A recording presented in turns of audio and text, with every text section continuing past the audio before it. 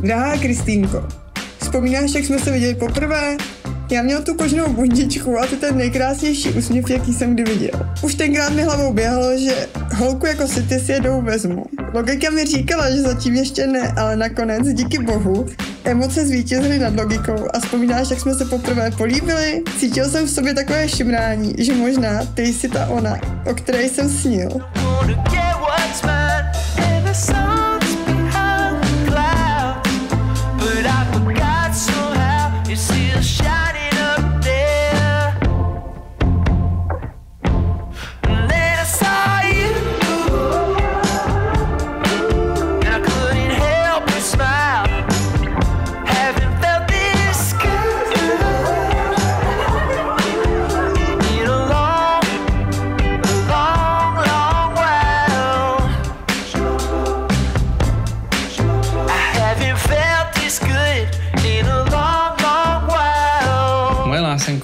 Slova na to, abych vyjádřila to, co k tobě cítím a co pro mě znamenáš, ty opravdu nestačí, ale alespoň se o to pokusím. V den, kdy jsme se poprvé potkali, jsi mě naprosto okouzlil.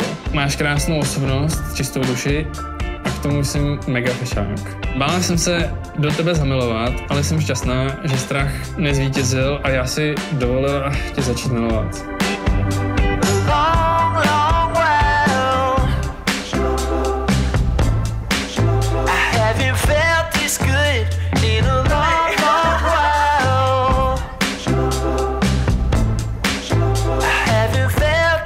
Miliony chvílek, kdy jsme zažili něco poprvé, jak jsem tě vzala na véču a vykloubala se z toho tvá oslava. Takové chvilky chci prožívat už celý život. Jak jsem tě objímala, když jsi se bála a jak jsem byl šťastný, když jsi se smála. Jak mě dostalo, když jsme poprvé dotáhli naše společné cíle a byli společně ocenění. Jak jsme spolu poprvé otočili ten test a jak jsme pak poprvé slyšeli tlousto malinké srdíčko. Těším se na všechno další poprvé.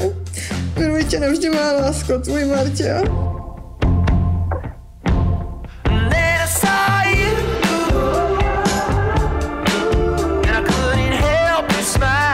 Těším se na to, až spolu budeme mít rodinu. Tohle píšu já, chápeš to? Já, co děti nikdy nechtěla? Až ty jsi mi ukázal, že pokud najde člověk toho správného parťáka do života, tak mít rodinu neznamená hned konec světa. A dokonce se na to už moc těším. Na malý korejtkách. Tak jdeme na to, lásečko. Snad to vydržím cestou k oltáři. Jen klidně jít a nerozběhnu se za tebou. Protože už se strašně moc nemůžu dočkat, až budu tvoje paní Krojtková. Láskuju tě nejvíc na světě. To je Kristýnka.